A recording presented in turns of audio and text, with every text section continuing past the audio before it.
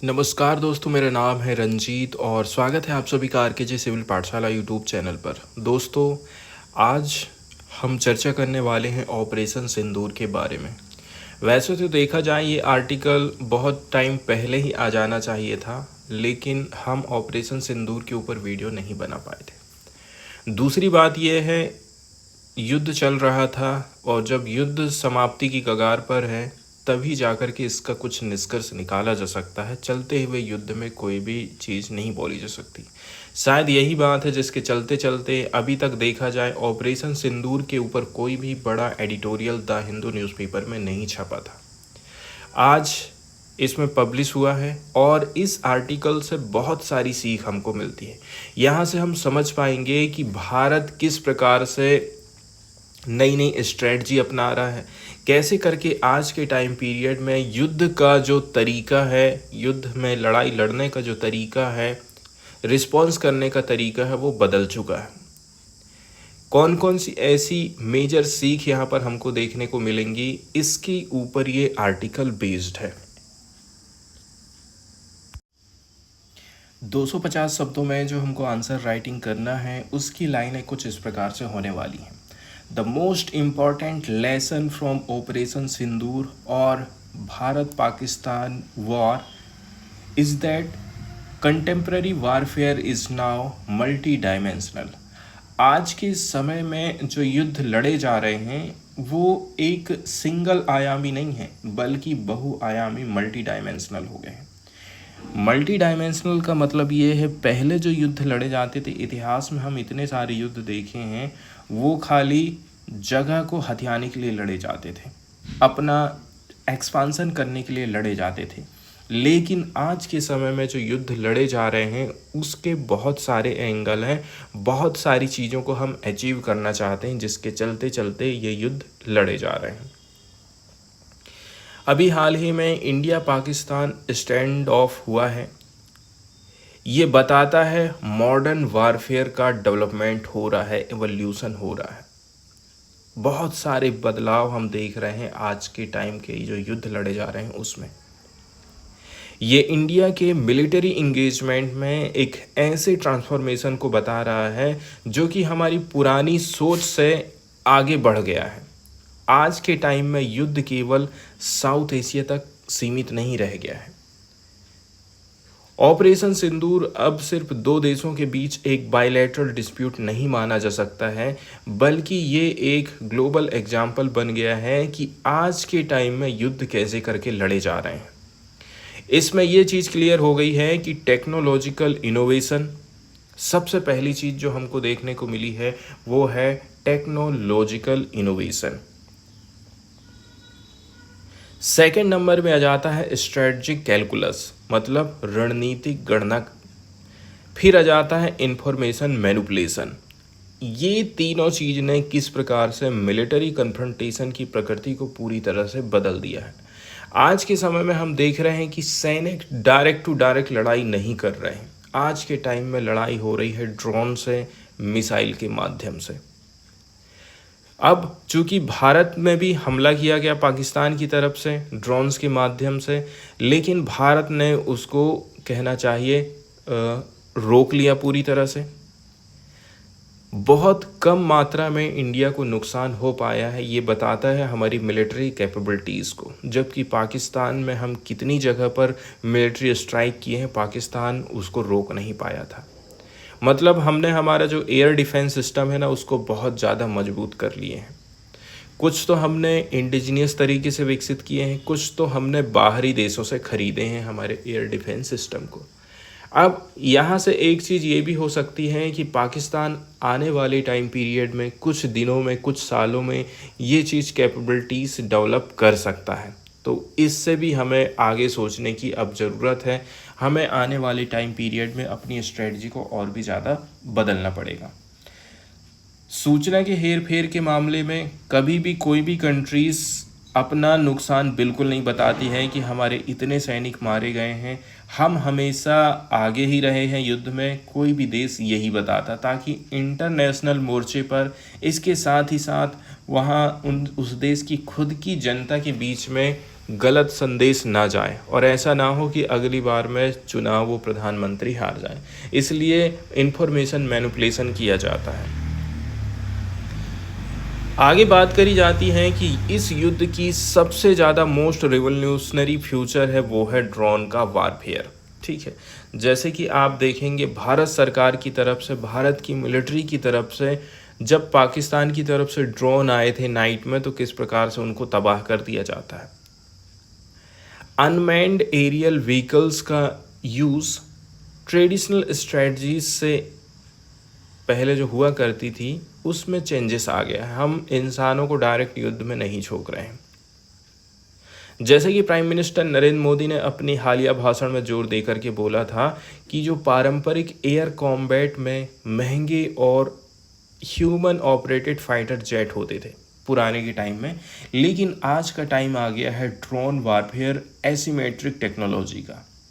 तो ऑपरेशन सिंदूर ने भी ये चीज़ दिखा दिया है कि अब पारंपरिक मिलिट्री फोर्सेस केवल महंगे हथियार प्लेटफार्म पर निर्भर नहीं रहता है, बल्कि सस्ते नष्ट किए जा सकने वाले जासूसी, रिकॉन्सिनेंस और स्ट्राइक व्हीकल मतलब हमला करने वाला ड्रोन के झुंड से दुश्मन देश पर हमला किया जा सकता है। बहुत ज़्यादा हमारे पास में भारी भारी हथियार, भारी भारी मिसाइल चलाने की ज़रूरत नहीं है। छोटे छोटे ड्रोन के झुंड भेज करके भी देश के ऊपर हमला किया जा सकता है। ये चीज़ लेसन हमको यहाँ पर मिली है। भारत ने पाकिस्तान के अटेम्प्टेड ड्रोन इंट्रूजन को रोका है, मतलब ड्रोन के माध्यम से वो हमारे यहाँ पर नुकसान पहुँचाना चाहता था, जिसमें लगभग 300 से 400 सोनगर ड्रोन्स कहाँ के हैं? ये हैं तुर्की के बने हुए। इनका प्रयोग किया गया था भारत की 36 ठिकानों पर। ये इस टेक्नोलॉजिकल रिवोल्यूशन की व्यापक स्केल को बताता है। मतलब इस प्रकार की स्ट्रेटजी ने एरियल वारफेयर को हाई स्टैक वाले अभियान से कैलकुलेटेड और प्रोबेबिलिस्टिक डोमेन मतलब गणनात्मक और संभाव्य क्षेत्र में बदल दिया है कि आने वाले टाइम पीरियड में ज़्यादा जोखिम वाले युद्ध नहीं लड़े जाएंगे। भारत की तरफ से स्काई स्ट्राइकर कामेकाजी ड्रोन्स ने भारत को डिफेंसिव कैपेबिलिटीज़ की जांच, इंटेलिजेंस गैदरिंग और प्रिसीजन स्ट्राइक करने की अनुमति दी है। स्काई स्ट्राइकर कामेजाकी ड्रोन के माध्यम से हम अपनी कैपेबिलिटी को समझ पाए हैं कि वास्तव में हमारे हथियार काम कर रहे हैं कि नहीं कर रहे हैं। साथ ही साथ हम ड्रोन्स के माध्यम से इंटेलिजेंस गैदरिंग कर सकते हैं एंड एकदम सटीक जगह पर हम निशाना साध सकते हैं। इसमें बहुत कम ही ह्यूमन रिस्क होता है और बहुत ही कम कोलेट्रल डैमेज होता है। आज हर मॉडर्न युद्ध में ड्रोन टेक्नोलॉजी की वृद्धि दिखाई दे रही है, जो बताता है कि आज से 10 साल पहले जो चीज़ असंभव लगती थी वो आजकल नॉर्मल चीज़ बन गई है। अब एयर डिफेंस आज के टाइम पीरियड में एक परमानेंट हार्डवेयर बेस्ड तरीकों से बदल करके एक लेयर्ड और डायनामिक डिफेंस नेटवर्क में बदल गया है। मतलब भारत अपनी सुरक्षा को अब लेयर वाइज कर रहा है, पहली लेयर, दूसरी लेयर, इस प्रकार की लेयर हम बना के रखें। भारत ने ये जो मल्टी लेयर्ड एयर डिफेंस प्रणाली बनाई है, इसमें क्या क्या चीज़ आ गया है? इसमें इंडिजीनियस सिस्टम है। कुछ एयर डिफेंस प्रणाली हमने खुद बनाए हैं, जैसे कि आकाश और QRSAM मतलब quick reaction surface to air missile. इसके साथ ही साथ हम कुछ टेक्नोलॉजी को बाहर से ख़रीदे हैं, जैसे कि रसिया का S-400 एंड बराक 8 जो कि इजराइल और इंडिया ने मिलकर के डेवलप किया है। ये बता रहा है कि भारत अब एक नई स्ट्रेटजिक फिलोसफी अपना रहा है जिसका नाम है लेयर डिफेंस अप्रोच। और ये वाली जो बात है, लेफ्टिनेंट जनरल राजीव घाई जो कि वर्तमान में director general of military operation हैं, इन्होंने एक प्रेस रिलीज में ये बात बोली थी। तो भारत की तरफ से आकाश तीर सिस्टम जो कि राडार इंफॉर्मेशन को डिजिटल रूप से जोड़ के रियल टाइम डिसीजन मेकिंग में मदद करता है। ये रक्षा की कैपेबिलिटी में एक बहुत बड़ा इवोल्यूशनरी स्टेप माना जाता है। मतलब आज के टाइम में मिसाइल को खतरा नहीं कह सकते कि खाली मिसाइल को ख़त्म कर दो दुश्मन देश की, बल्कि एक एडेप्टिव स्मार्ट डिफेंस नेटवर्क का विकास भी इम्पॉर्टेंट हो जाता है, जो कि कई सारे सिमिलेंटियस थ्रेट मतलब एक साथ आने वाले खतरों को प्रोसेस और न्यूट्रलाइज कर देगा। मतलब हमारे देश में कितनी मिसाइल हैं वो मायने नहीं रखता है, मायने ये रखता है कि हम दुश्मन देश के कितने ड्रोन को ख़त्म कर सकते हैं, कितनी मिसाइल को हवा में ही मार करके ख़त्म कर सकते हैं। अब एक चीज़ होती है इंफॉर्मेशन वारफेयर। इंफॉर्मेशन वारफेयर मतलब अपने देश के नुकसान को कम बताना, चाहे वो इंडिया हो चाहे वो पाकिस्तान हो, कोई भी कंट्री अपने देश के नुकसान को बताना नहीं चाहती है। इंफॉर्मेशन वारफेयर इस पूरे कन्फ्रंटेशन में सबसे ज़्यादा सोफेस्टिकेटेड बैटलफील्ड के रूप में उभर करके सामने आया, जटिल युद्ध क्षेत्र। इसने ये बता दिया है कि कैसे करके भ्रामक जानकारी मतलब डिसइंफॉर्मेशन अब सिर्फ प्रोपेगेंडा टूल नहीं रह गया है, बल्कि वो एक स्ट्रेटजिक वीपन बन चुका है, रणनीतिक हथियार बन चुका, जो कि हर देश अपनाता है। पाकिस्तान की इंफॉर्मेशन ऑपरेशन ने एक नाउंस्ड अप्रोच मतलब सूक्ष्म रणनीति को दिखाया है कि साइकोलॉजिकल वारफेयर में जहां पर डिजिटल प्लेटफॉर्म का इस्तेमाल किया जा रहा है और अल्टरनेटिव नैरेटिव तैयार किए जा रहे हैं, वैकल्पिक कथाएं बनाई जा रही हैं, साथ ही साथ इंटरनेशनल और डोमेस्टिक परसेप्शन को प्रभावित किया जा रहा है, भारत के मोराल को तोड़ने की कोशिश करी गई थी। ये चीज़ अन्य देशों में भी जहाँ भी युद्ध चल रहा है इसी प्रकार का सिस्टम हमको देखने को मिलता है। कभी कभी बोल दिया जाता है कि भारत ने मासूमों की जान ली है, भारत ने बहुत ज़्यादा नुकसान पहुंचाया है, इस प्रकार के नैरेटिव इंटरनेशनल तरीके पर सेट कर दिए जाते हैं, जैसे कि भारत ने ही अपनी तरफ से उकसावा किया है, हम तो कुछ किए नहीं हैं। मतलब बहुत सारे छेड़छाड़ किए गए वीडियोस हमको देखने को मिले, डॉक्टर्ड वीडियोस जिसको बोला जाता है, fabricated claims and strategically crafted social media content से ये चीज़ स्पष्ट हो जाती है कि अब देश साइकोलॉजिकल ऑपरेशन को बहुत बड़े लेवल पर चला सकते हैं, जो कि पारंपरिक प्रोपेगेंडा मैकेनिज्म से कहीं ज़्यादा आगे होता है। आज के टाइम में हम मॉडर्न वार देख रहे हैं, जैसे कि यदि हम यूरोप की तरफ चले जाते हैं, इजराइल पैलेस्टाइन युद्ध हो रहा है, रशिया यूक्रेन युद्ध, इनसे यदि हम तुलना करेंगे ना तो ये चीज़ बहुत अच्छी हो जाती है। ये दोनों कॉन्फ्लिक्ट्स ये बता रहे हैं कि आज का मॉडर्न वारफेयर केवल फिजिकल बाउंड्रीज तक सीमित नहीं रह गया है, मतलब हथियारों तक सीमित नहीं है, बल्कि इंफॉर्मेशन को, सूचना को भी हथियार के तौर पर इस्तेमाल किया जाता है। अब मल्टीपल थ्रेड्स ऑफ इंगेजमेंट बन चुकी हैं।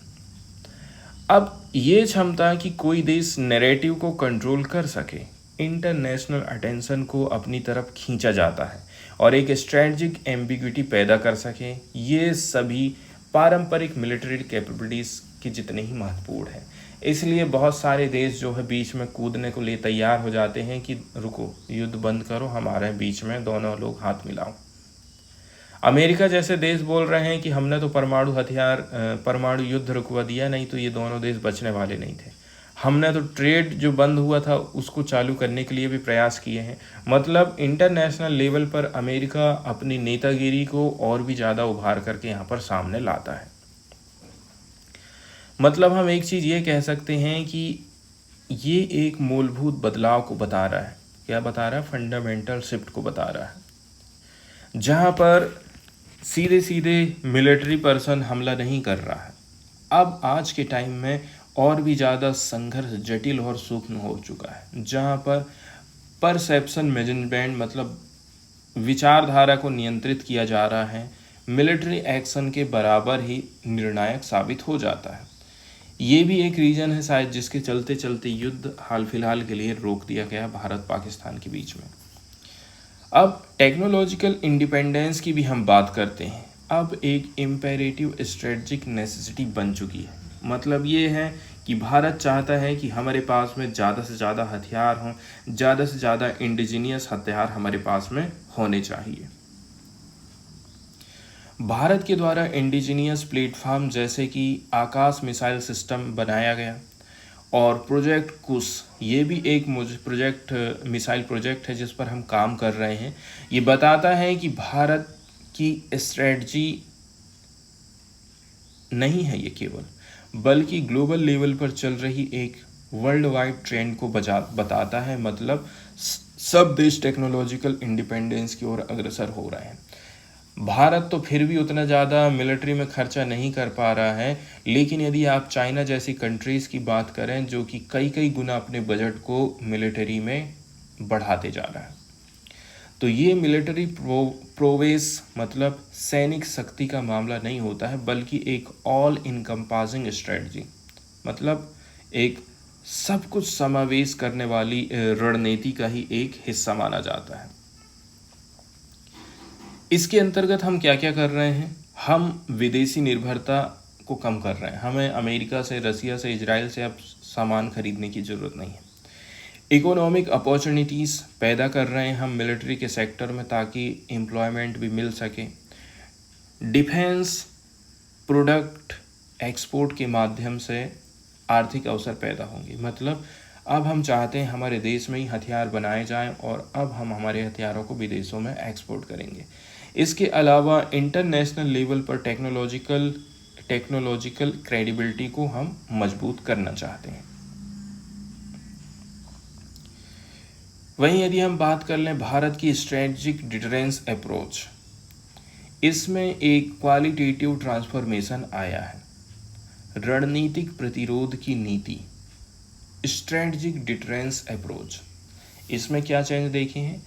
पाकिस्तान के साथ में जो स्टैंड ऑफ हुआ है, सैनिक तनाव हुआ है, इसने ये बता दिया है कि भारत ने अब तक एक sophisticated style of escalation management अपनाया है।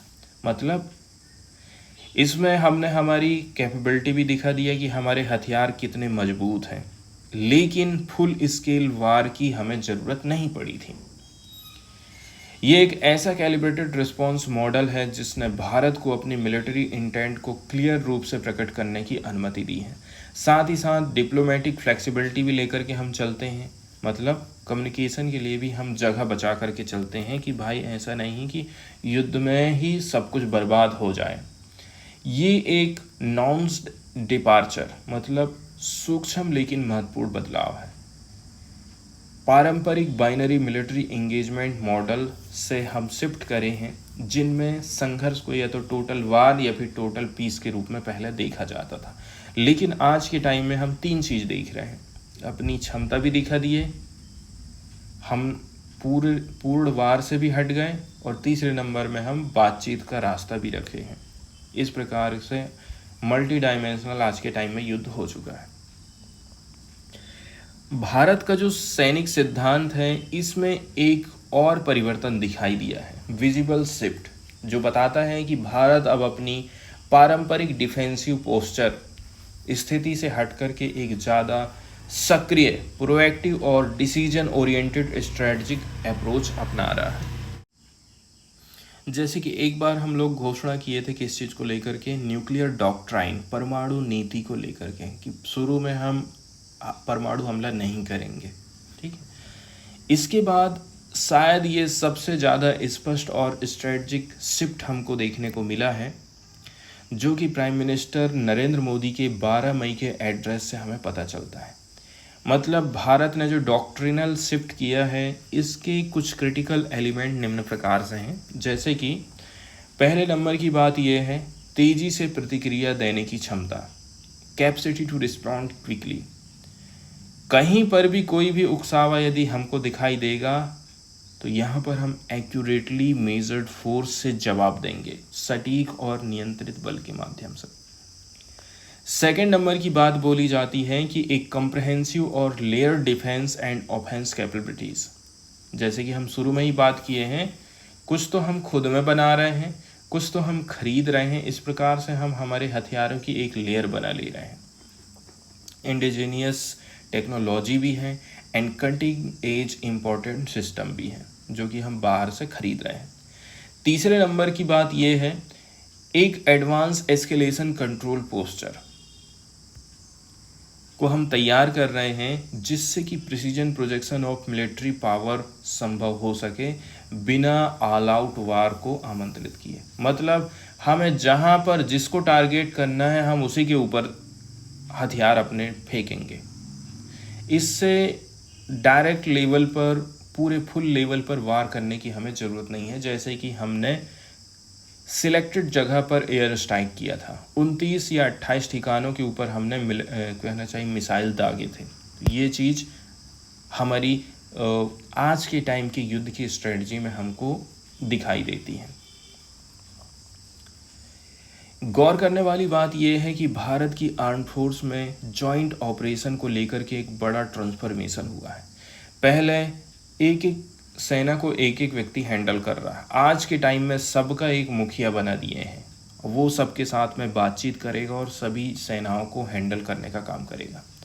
मतलब आज के टाइम में अलग अलग सेनाओं जैसे कि आर्मी, नेवी एंड एयरफोर्स के बीच में इंटर सर्विस कोऑर्डिनेशन देखने को मिलता है।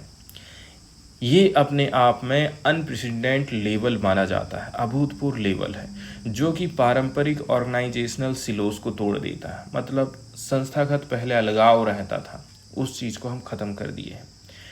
Integrated air command and control system बनाया गया है। इस पूरे ऑपरेशन की ऑपरेशनल स्पाइन बन गया था, जिसने रियल टाइम में Indian army, Indian navy, Indian air force की कार्रवाई को सिंक्रोनाइज किया था, समन्वित करने की कोशिश किया।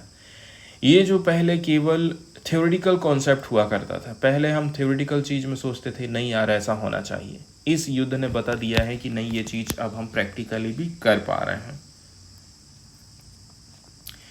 Internal and external intelligence agencies हमारी, इन्होंने यूनिफाइड सपोर्ट को समर्थन दिया, एकीकृत समर्थन दिया। इससे स्ट्रेटजिक डिसीजन मेकिंग और प्रिसीजन टारगेटिंग आसान हो गया। हमारी कुछ एजेंसियां घर में काम कर रही हैं, कुछ बाहर की जानकारी जुटाती हैं। इससे और भी ज़्यादा संभव हो पाता है कि हम पाकिस्तान में जो आतंकवादी ठिकाने हैं उनको कैसे करके उड़ा पाएंगे। लेकिन वारफेयर टेक्नोलॉजीज़ का डिमॉर्केटाइजेशन, लोकतंत्रीकरण भारत के लिए चैलेंजेस और अपॉर्चुनिटी दोनों लेकर आया है। आज के टाइम में ये कटिंग एज टेक्नोलॉजी और भी ज़्यादा सुलभ हो रही हैं, तो पाकिस्तान भी इस प्रकार का एसिमेट्रिक वारफेयर कैपेबिलिटीज़ हासिल कर लेगा, जो भारत की पारंपरिक मिलिट्री पावर को प्रभावी ढंग से टक्कर दे देगा। ये पूरा ट्रांसफॉर्मेशन ये डिमांड करता है कि भारत अपनी military strategy, intelligence gathering and defence planning को पूरी तरह से फिर से सुधारे, ओवरहाल करे, पुनर्गठन करे। इस पूरे कन्फ्रंटेशन से जो सबसे महत्वपूर्ण लेसन सामने आ रहा है वो ये है कि आज का युद्ध मल्टी डायमेंशनल बन गया है। आज के दिन में हम जीत का मतलब ये नहीं कि हमने पीओके को हासिल कर लिया है, या फिर ब्रूट मिलिट्री पावर के आधार पर हम नहीं मान रहे हैं कि हमारे पास इतनी मिलिट्री सेना है, इतनी मिलिट्री को हमने बर्बाद कर दिया, बल्कि इस आधार पर हम माप रहे हैं आज भी किसी देश की पावर को कि देश किस हद तक उसके पास टेक्नोलॉजी है, इंफॉर्मेशनल सिस्टम कितना मजबूत है, एंड साइकोलॉजिकल मेथड को कैसे करके हैंडल कर रहा है। इन सारी चीज़ों को आज के टाइम में हमें इंटीग्रेट करने की ज़रूरत है।